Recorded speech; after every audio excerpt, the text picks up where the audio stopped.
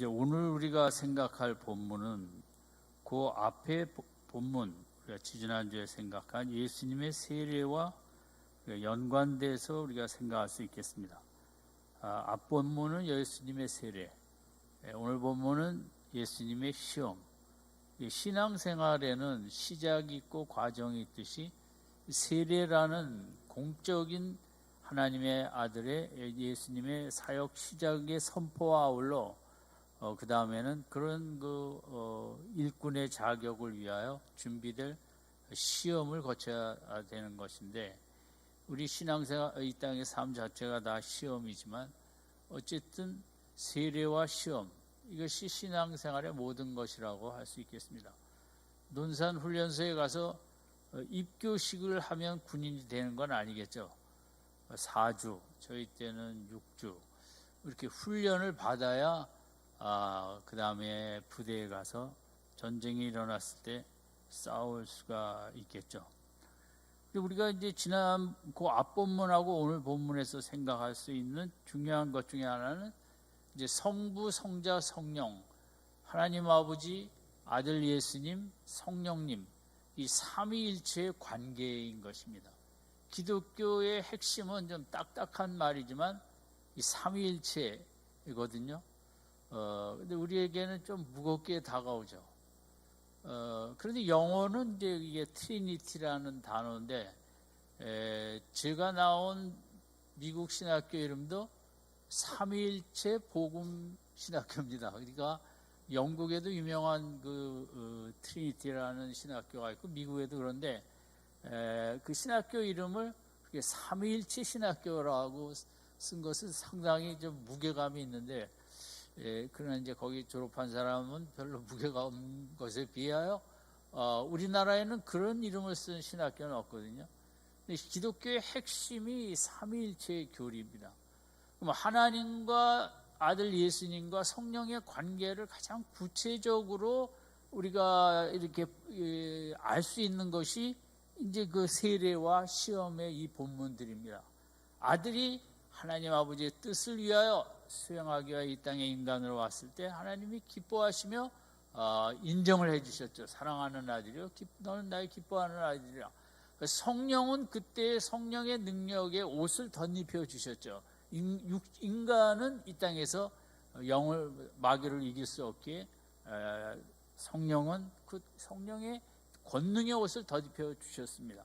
그러니까 삼위일체는 항상 한 뜻을 향하여 조화를 이루며 서로 협력하며 이제 구원 사역을 이루어가는 것이 예수님의 세례와 이제 광야 시험에서 나타난 모습이고, 오늘은 그 성령이 도대체 한 일은 뭐냐? 우리가 성령에 대한 얘기를 많이 듣고 요즘 부흥회가 없기 때문에 성령에 대한 사모함이 전에보다 현재 낮아졌지만 어쨌든 우리가 성령도 막연하긴 할 것입니다. 교회를 다니면서도.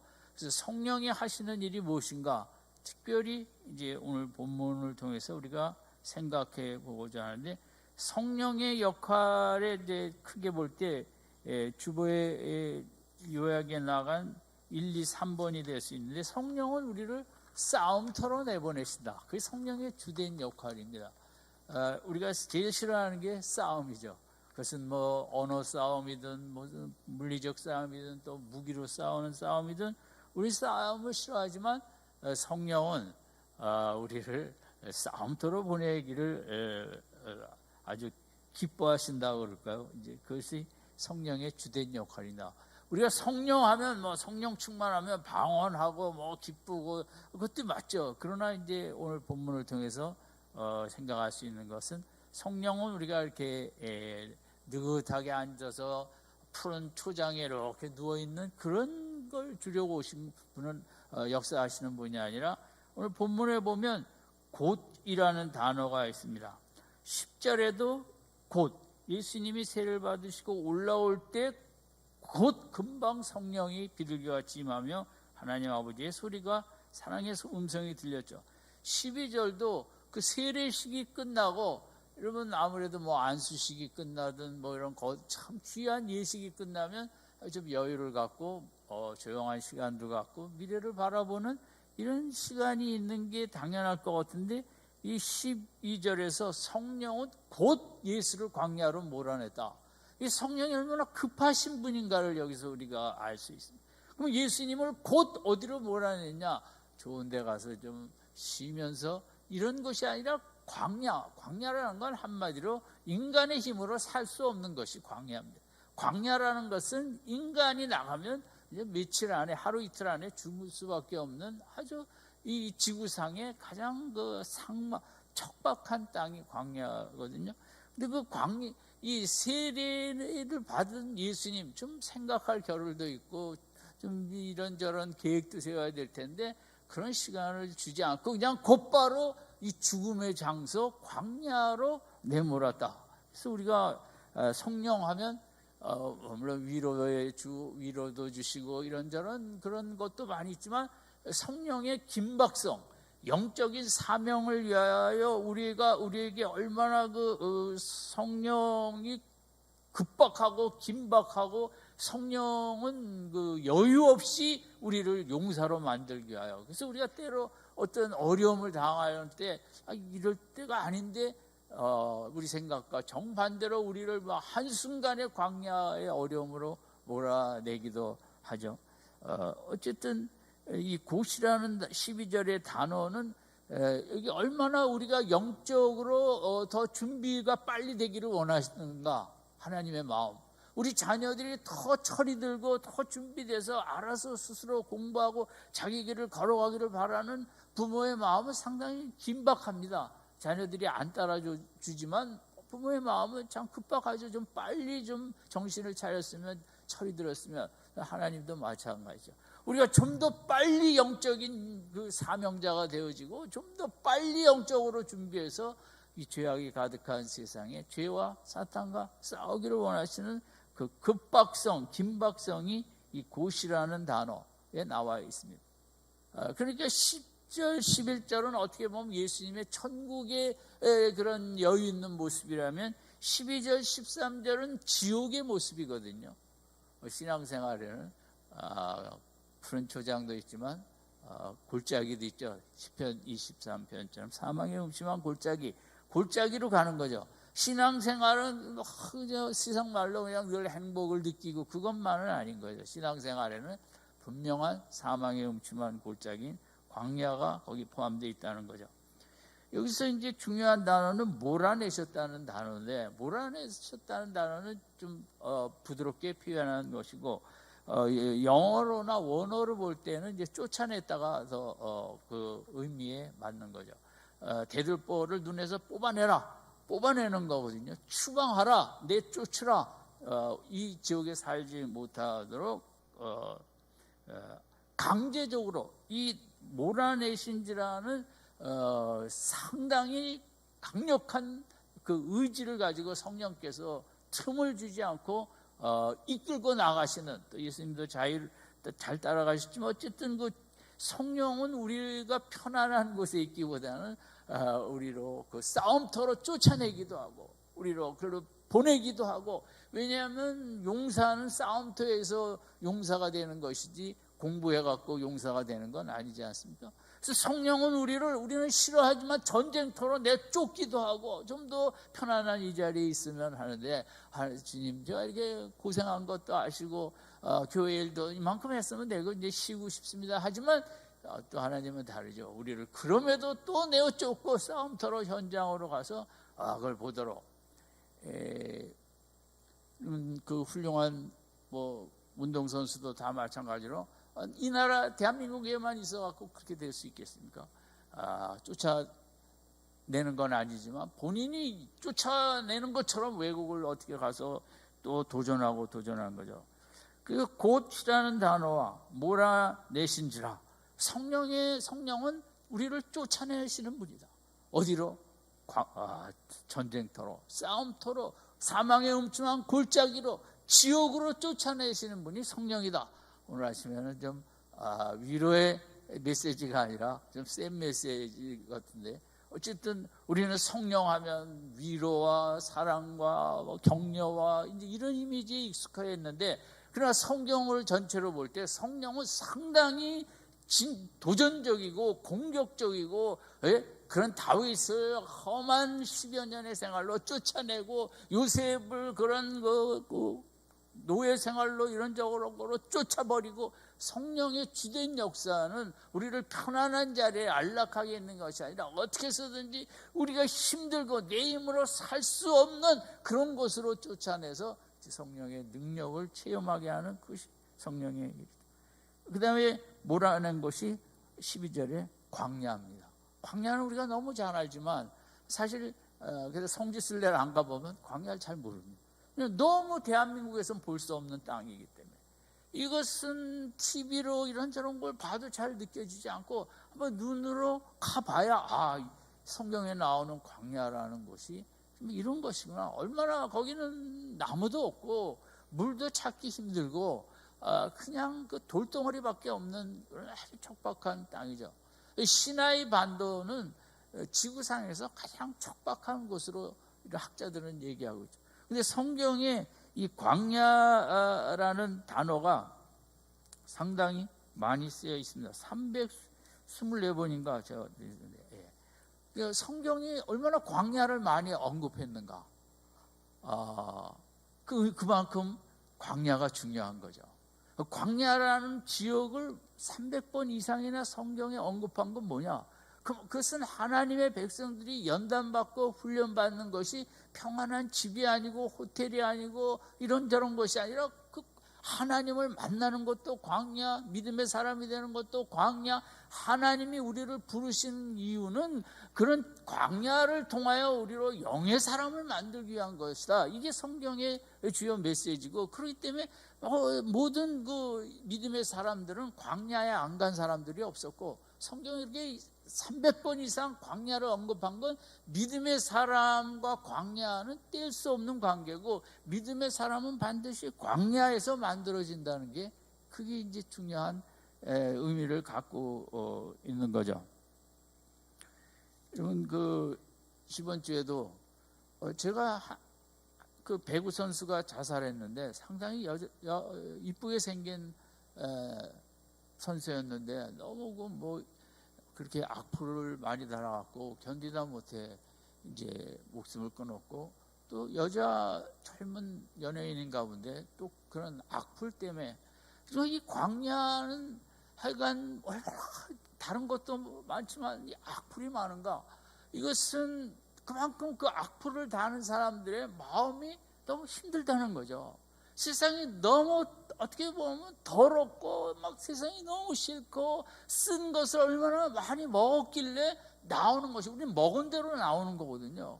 그런데 정말 악플로 이렇게 정말 이런 현상이 나는 것도 너무 나쁘지만, 그 악플들을 쓰는 분들도 얼마나 나쁜 것을 많이 먹었으면 그런 것밖에 쓸 수 없는가. 이 광야라는 이 세상은 정말 대단하죠. 제가 그 부정의 영화를 보면서 치매에 걸린 할아버지가 약해요. 혼자 대충 살림도 해요. 자기가 평생 다니던 직장도 다닌 줄 모르고, 자기가 그 마트의 주인이었는데 몰라요. 아들이 사장을 하고 본인은. 그런데 크리스마스가 돼서 크리스마스 자기 집에 있는 성탄절 트리 밑에 선물을 갖다 놔요. 자기 이름을 쓰고 내가 나에게예요. 그러니까 아무도 주는 사람이 없으니까 내가 나에게 선물을 줘야겠다. 그래서 이제 그렇게 쓰는 거죠. 예를 들면 로봇가 로봇에게. 그래서 이제 선물 포장해 갖고 그걸 이제 선물 상자를 놨는데, 근데 이제 나중에 그 가족이 그걸 열어보니까 곤충이 들어 있었던 거예요. 얼마나 힘들었으면, 외롭고 정말 이해가, 제가 경험은 안 해봤지만 이해가 될 것 같은 나래도, 그럼 내가 나에게 줄 수 있는 최고의 선물은 뭐냐? 끝나는 거예요. 곤충이다. 더 이상 이렇게 내가 뭐가 뭔지 모르면서 이런 삶에 대한 이 광야는, 저는 그 얘기가 그 할아버지만의 얘기일까? 오늘 우리도 이 어려운 인생을 살면서 내가 나에게, 우리가 총이 없는 그래도 복된 나라니까 그렇지만 정말 나에게 선물할 수 있는 최고는 무엇일까?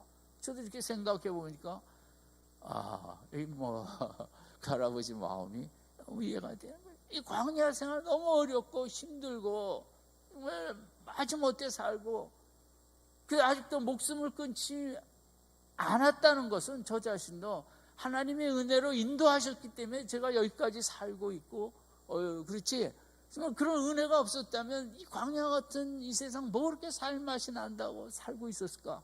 저도 벌써 일찍 끊지 않았을까 하는 그런 생각을 하면서 하나님의 은혜를 감사하기도 합니다만은 어쨌든 세상은 너무 힘든 거죠. 이 광야로 이 땅 자체가 광야인데 또 그 인생 속에 더 힘든 광야가 있죠. 예수님을 이제 이렇게 혹독한 광야로 성령이 내보내셨다. 거기서 뭐하냐? 큰 두 번째로 보면 40일 동안 광야에 있게 했다. 40일이라는 것은 성경이 말하는 충만한 숫자입니다. 그러니까 딱 날짜 40이 중요한 게 아니라 광야에 하나님이 정하신 꼭 연단을 위해서 있어야 될 만큼 시간 동안 머물렀다는 거죠.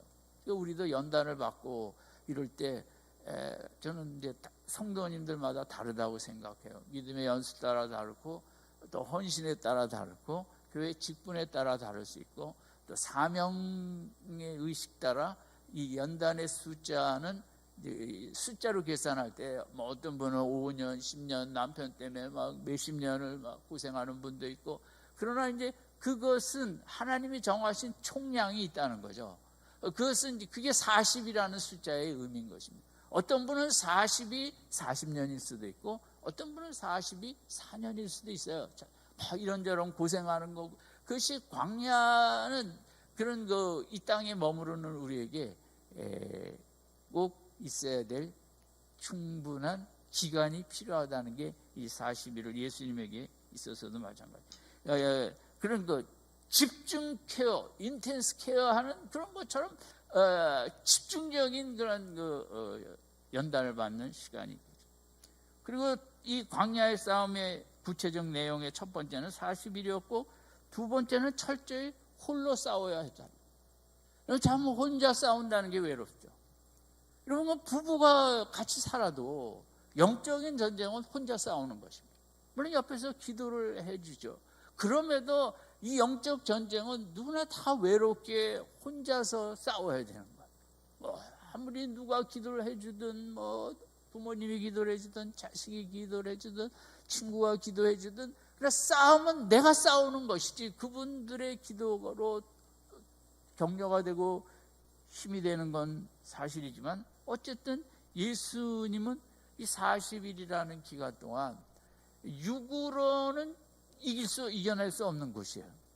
그러면 누구라도 있으면 한 사람이라도 같이 갔으면 좋았을 텐데 전혀 그렇지 않고 철저하게 이제 혼자 싸웠다. 영적인 싸움에 우리들이 이 땅에서 우리도 마찬가지죠. 그런 싸움을 싸울 때 가족의 어떤 어려운 싸움도 있겠지만 홀로 싸우는 그런 싸움입니다. 세 번째는 이 광야 시험에 제일 중요한 거는 13절에 있는 대로 사탄이 이제 계속 역사할 때입니다. 이 40일의 중요성은 지속성이고 여기 이 사탄의 시험을 받으시며 이것도 지속성이 중요합니다. 왜냐하면 마태복음이나 누가복음처럼 그 예수님 시험 받은 게 시험 마지막 때로 나와 있지만 그러나 40일 내내 처음부터 시험을 받는 것입니다. 시험에 여러 가지가 있겠지만 예수님이 받은 시험에 가장 대표적인 것을 내용을 압축한다면 그 세 가지 시험이 되겠죠. 돌을 떡으로 만드는 것과 높은 데서 떨어지는 것과 사탄에게 절하면 온천하를 주겠다는 이것은 예수님의 어떤 개인적인 실존의 문제이기도 하지만 예수님이 앞으로 세우는 하나님 나라의 본질이기도 합니다. 그래서 사탄은 예수님이 그런 나라를 세우지 못하도록 예수님이 그런 나라를 세우면 안 되거든요. 사람들이 너무 은혜가 넘치고 평강이 넘치면 안 되기 때문에 사탄으로서는 어떻게 해서든지 예수님이 의도하신, 하나님이 계획하신 그런 나라를 세우지 못하도록 40일 내내 그 마음을 이제 공격하고 흔드는 거죠. 첫 번째, 돌을 떡으로 만든다는 것은 워낙 그 시대는 하루 벌어 하루 먹는 사람이 많은 시대에 경제적으로 안정되고 번영된 나라를 세우라는 거죠. 사탄은. 그러니까 예수님께서도 오병이어처럼 얼마나 딱했겠어요. 먹지도 못하고 도시락도 제대로 싸울 수 없는, 그러나 리더가 없는, 목자가 없는 시대에 정말 예수님을 그런 말씀도 듣고 싶고 병고침도 받기 위하여 몰려드는 수많은 인파들을 볼 때 예수님 어떻게 하루만 먹이고 싶으셨겠냐고요. 정말 날마다 먹이고 싶으셨을 거예요. 이 경제적으로 궁핍하고 마치 소말리아를 지금 아직도 그 내전 속에, 아프리카의 여러 나라도 그렇지만 그런 그 현장 앞에 섰을 때 오늘도 예수님이시라면 어떤 마음이실까? 제일 중요한 게 먹이는 게 아닐까? 경제가 아닐까? 우리도 마찬가지죠. 대통령을 뽑는데 우리 여러 가지를 잘해야 되는데 제일 문제가 아마 경제일 겁니다. 집 문제 등. 우리는 그 경제 문제를 해결할 리더를 필요하죠. 세상은 그렇거든요. 저는 조금 좀 아쉬운 것 중에 하나는 어떤 이번 대통령 후보 중에 한 분이라도 이런 공약을 했으면 제가 좋았어요. 모든 집값을 3년 전으로 환원한다. 아멘. 그거 한번 했으면 정말 좋겠어요. 얼마나 그것 때문에 젊은이들도 결혼 못하고 다 집값 올린 다음에 맨날 무슨 경력금 줘야 뭐 하겠냐고요. 이런저런 경제정책 좋은 게 필요하지만 왜 그런 말 한마디 하는 사람 없을까? 3년 전으로 다 말이 안 되는 지금 이런 속에 이 상황에서 무슨 정말 획기적인 경제의 그런 정책이 있으면 뭐가 있을까? 우리들의 어려움인데 예수님께서도 정말 경제적인 좋은 나라 세워갖고 안정된, 사탄은 그런 나라 세워라, 그 높은 데서 뛰어내리라는 것도 그거거든요. 그런 걸 사람들에게 그 파퓰러리즘 해갖고 갈채갖고 환호하고 뭘 그렇게 일일이 찾아다니면서 병 고치냐? 다 병든 사람 다 한 자리에 모여라. 한 번에 기도로 그냥 다 고쳐버리면 사람들이 와 하고 그런 영광의 나라를 세우면 되지. 예수님은 안 그렇잖아요. 날마다 찾아다니고 밤새 어떨 때는 베드로 집에서 베드로 장모 고친 후에 한 사람 그것이 공격인 거죠. 무슨 목회를 그런 식으로 해서 뭐가 되겠냐? 정말 좋은 나라 세우려면 다 모아놓고 한 번에 능력이 있는데 다 해결해 버리지. 그걸 오늘은 이 마을에 가서 전도하고 내일은 또 저 마을에 가서 복음을 전하고, 그런 싸움인 것입니다. 그러니까 예수님은 한 영혼을 귀히 여기는 그런 일을, 하나님이 한 영혼을 얼마나 귀히 여기나. 예수님은 한 사람을 만나기를 원하지만 사탄은 그렇고 그냥 다 몇만 명 모아놓고 다 한순간에 다 고쳐주고 이런 정말 스펙타클러한 그런 것으로 나라를 세우지 그런 게 하냐. 하나 더 나가면 우리가 뭡니까? 나에게 절하면 다 주겠다. 세상에 그런 권력 있는 나라를 세우지, 보이지도 않는 나라 세운다고 그렇게 하다가 그 고생할 거 뭐 있냐는, 예수님의 40일 내내 시험은 그런 시험이었던 것입니다. 어떻게 정말 사역을 해 나갈 것인가? 내 목회 철학은 무엇인가? 나는 인간을 위해서 할 일이 무엇인가? 다 모아놓고 10만 명 다 병 고치는 이게 내가 온 일인가? 아니면 한 영혼 죄를 씻어주고 천국으로 인도하시는 것이 내가 할 일인가? 이 모든 이 불쌍한 사람들 맨날 밥 먹이는 게 내가 할 일인가? 아니면 영의 양식 말씀을 먹이는 게 내 양? 내가 정말 로마처럼 큰 나라를 세우는 게 이 땅의 나라인가? 아니면 보이지 아니하는 나라? 이런 목회 방향과 목회 철학, 이런 것에 대한 예수님 말씀 속에 내가 갈 길이 이 길이다.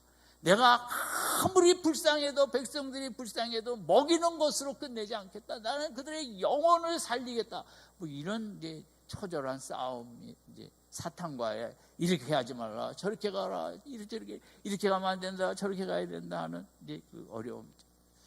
제가 어떤 글을 읽었더니 미국에서 이제 그런 긴급 이머전시 요원인데 갑자기 퇴근 시간에 호출이 왔는데 뭐 119에도 병원에도 갔겠는데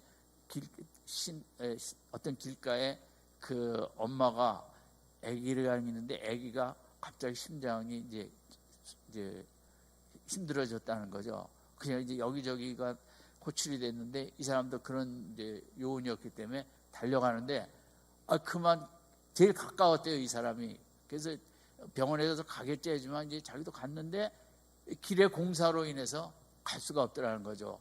그걸 벗어나면 빨리 먼저 도착할 수 있는데, 그런데 그 불도저를 하는 사람이 이게 이제 얘기를 한 거죠. 애가 저쪽에서 죽어가고 있는데 이 길을 통과해야 되는데 길에 이 구멍이 너무 큰 걸 이제 공사하고 있었나 봐요.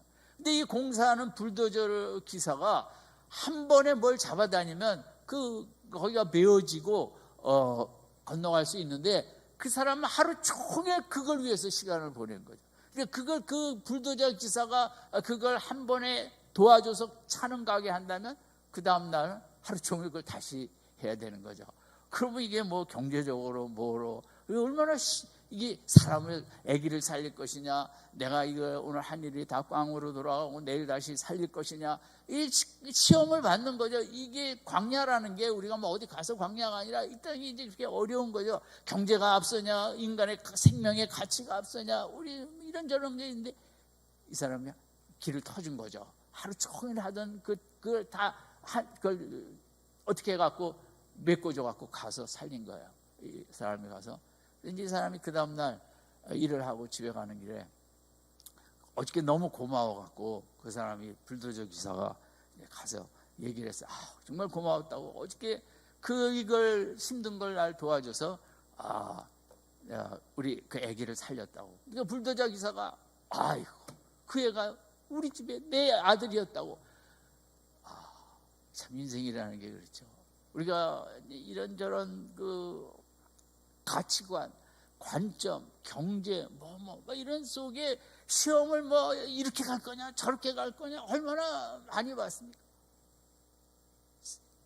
서비스맨이든 뭐 이렇게 하든 그 정말 식당에 왔다 갈 때 그 물건 사러 구경만 하고 가는 미국이나 한국이나 뭐 just looking 뭐 이래갖고 보고만 가는 사람 참 진짜 갈 때 인사도 안 하고 그렇지만 그 친절하면 그 사람이 다음에 또 올 수 있는데 우리가 그게 약한 거죠.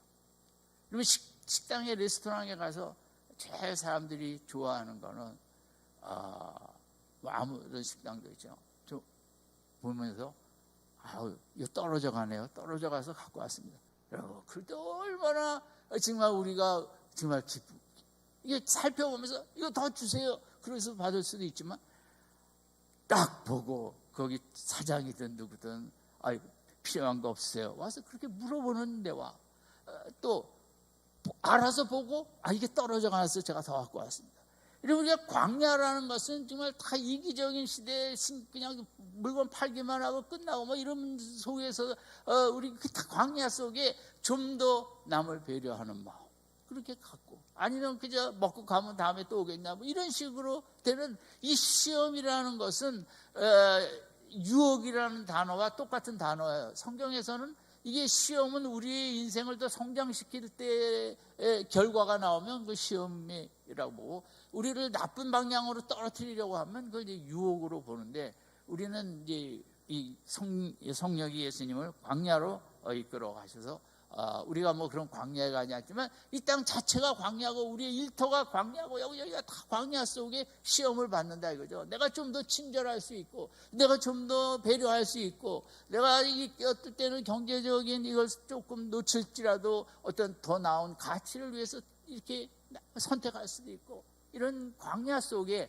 이 한 주간도 우리의 관점이 마귀는 자꾸 경제적인 관점으로 이끌고 정치적인 관점으로 이끌고 인기와 파퓰러리즘 쪽으로 그런 쪽으로 가도록 하는데 예수님처럼 진짜 내면의 가치, 진정한 실존의 하나님이 기뻐하시는 것을 선택하는 이 한 주간의 광야 생활에 있어서 우리의 믿음이 더 성장하는 축복이 있길 바랍니다. 자칫하면 이 한 주간도 우리가 유혹에 떨어질 수가 있거든요. 예수님의 시험은 그런 것 같고요. 마지막으로 생각할 것은 마귀의 이 사탄만 온 게 아니에요. 본문에 보면 들짐승도 있다고 그랬거든요.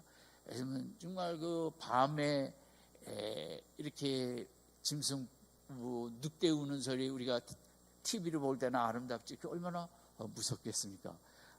그러니까 이 들짐승이라는 것은 2000년 전에 얼마나 더 쌓아놨겠습니까? 그때는 다윗에 의하면 곰도 있었고 사자도 있었고 이런 다 있었지 않습니까? 뱀도 있었고. 그러니까 사탄은 예수님을 공격하는데 그런 그 협력군까지 데리고 온 거죠. 어떻게 해서든지 예수님을 중도 포기시키고 예수님이 세우려는 하나님 나라가 세워지지 않도록 그냥 세상은 그냥 경제, 정치, 군사는 맨날 싸움만 하라는 그런 세상이면 족하다는 게 사탄의 전략이기 때문에 이걸 막으려고 끝까지 그랬죠. 그러니까 들짐승까지 이렇게 이제 있었다는 것은 그만큼 힘들었다는 거죠. 예수님으로서는 그 소리가 육으로는 좌우지간 이 광야는 하루 버티기도 힘든 너무나 어렵고 척박한 곳이었죠. 이렇게 두려움이 많고 무서움이 많고 제가 신학교 때 삼각산에 기도하러 다닐 때 밤에 눈 감고 기도하기까지 꽤 시간이 걸렸어요. 무서워갖고 보이지도 않지만 눈 뜨고 기도했어요. 바스락 소리가 나면 기도하다 멈추고 뱀인가 뭔가 그게 무서운 거예요. 그 밤에는. 그 광야는 그 더 우는 소리, 짖는 소리, 무슨 소리 말할 수 없이 힘들었죠. 그만큼 센 공격을 받았다. 그럼 광야에서 그게 다냐? 오늘 본문에 보면 마지막에 천사가 수정되더라. 이 영적 싸움을 위해서 예수님은 인간으로서는 이길 수 없기 때문에 성령이 이끌어 가셔서 성령도 도우시고 또 천사까지도 도우시는 오늘 우리가 이 광야를 살아가면서 우리로서는 이길 수 있는 게 많지는 않아요. 칠 때가 너무 많아요. 그럼에도 불구하고 예수님처럼 천사가 내 곁에 계시고 또 성령도 내 곁에 계셔서 우리가 어떻게 해서든지 여기서 중요한 건 사탄과 들짐승이 한편이고 들짐승은 당시 이 마가복음을 쓸 때에는 특별히 마가가 아마 베드로가 네로를 아마 생각했을 것이다 이런 말도 학자들은 하는데 어쨌든 세상에 이런저런 우리를 두렵게 하는 세력들을 같이 사탄이 우리를 힘들게 하죠. 그러나 사탄과 들짐승이 있었다면 이쪽에는 성령과 누가 있을까요? 천사가 있어요. 이거 좀 확실히 알고 가야 되는데 이쪽엔 뭐가 있어요? 사탄과 들짐승이 있어요. 우리를 공격하는 이쪽에는 누가 있어요? 성령과 천사가 있어요. 이 한 주간도 성령과 천사가 우리와 함께 동행해 주실 줄로 믿습니다. 그래서 견딜 수 있는 거예요. 예수님도 그래서 견디신 거예요. 우리도 마찬가지죠.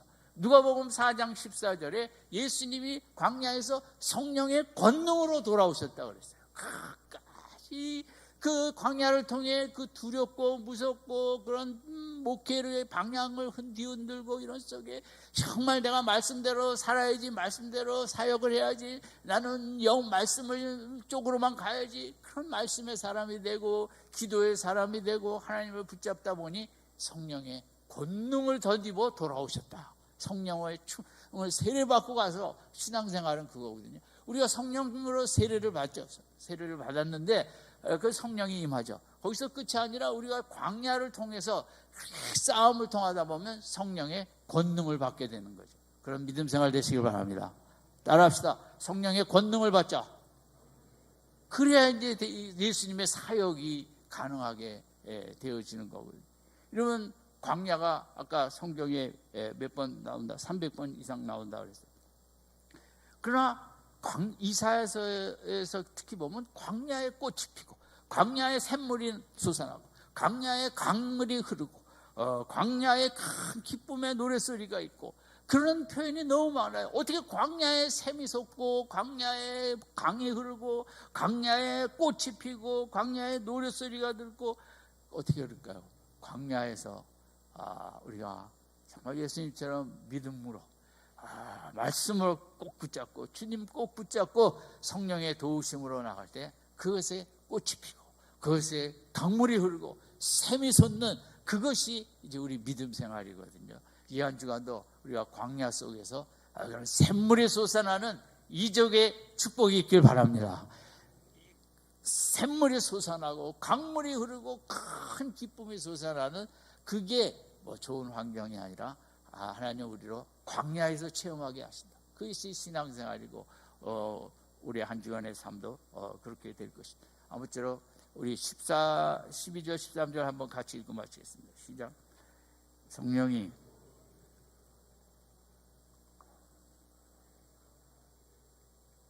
사단에게 시험을 받으시며 들짐승과 함께 계시니 천사들이 좀 들더라. 아멘.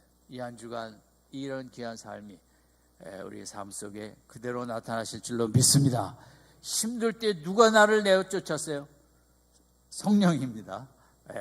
내가 잘못했지. 물론 내가 잘못했어도 성령이 광야로 내어 쫓고 전쟁터로 내어 쫓은 것입니다. 어려운 일 당할 때 절대 기죽지 마십니다. 성령의 뜻이 계셔서 내쫓았다. 이길 길은 다시 성령에 의지하고 천사와 나와 함께하고 말씀 붙잡고 나가면 꽃이 피고 샘물이 솟고 강물이 흐른다. 아멘. 이 믿음으로 승리하시는 한 주간 되시기를 주님의 이름으로 축원드립니다. 기도하겠습니다. 하나님 아버지, 이 한 주간도 우리는 또 광야로 나아갑니다. 내 힘으로는 참 감당하기가 너무 어렵습니다. 예수님처럼 성령이 더 믿음의 용사로 세우게 하여 광야로 예수님을 보낸 것처럼 우리로 이 한 주간 광야로 나아갈 때 주눅들지 않게 하시고 더 말씀 붙잡고 기도하며 하나님 바라보며 모든 것을 이기고 샘이 솟고 강물이 흐르고 꽃이 피는 놀라운 이적을 체험하는 이 한 주간에 이 땅의 광야 생활 되도록 축복하여 주시옵소서. 예수님의 이름으로 기도드립니다. 아멘.